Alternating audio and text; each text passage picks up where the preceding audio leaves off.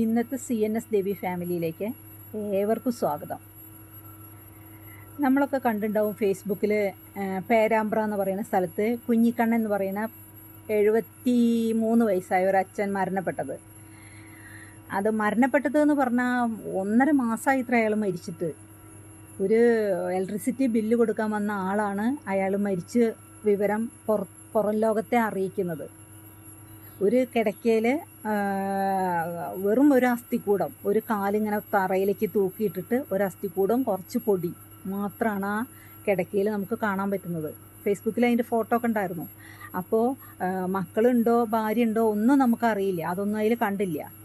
അപ്പോൾ നമുക്ക് പറയാനുള്ള എന്താണെന്ന് വെച്ചാൽ, ഈ നമ്മളുടെ അയലോക്കത്തുള്ള ആൾ വലിയ ശത്രുവാകും ചിലപ്പോൾ, ആയിക്കോട്ടെ.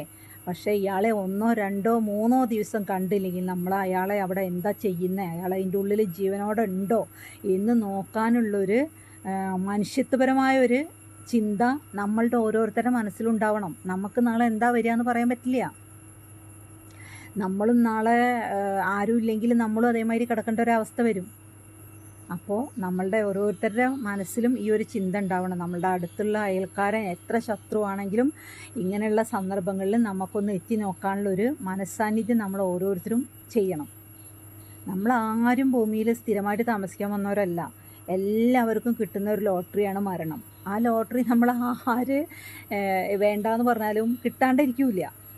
എല്ലാവർക്കും കിട്ടുന്ന ലോട്ടറിയാണ് മരണം. അപ്പോൾ ആ മരണം നമുക്ക് എങ്ങനെയാണ് വരികയെന്നൊന്നും നമുക്ക് പറയാൻ പറ്റില്ല. പക്ഷേ നമ്മളെക്കൊണ്ട് പറ്റുന്ന രീതിയിൽ മറ്റൊരാൾക്ക് സഹായം ചെയ്യാൻ പറ്റുവെച്ചാൽ അത് നമ്മളെപ്പോഴായാലും ചെയ്തിരിക്കണം.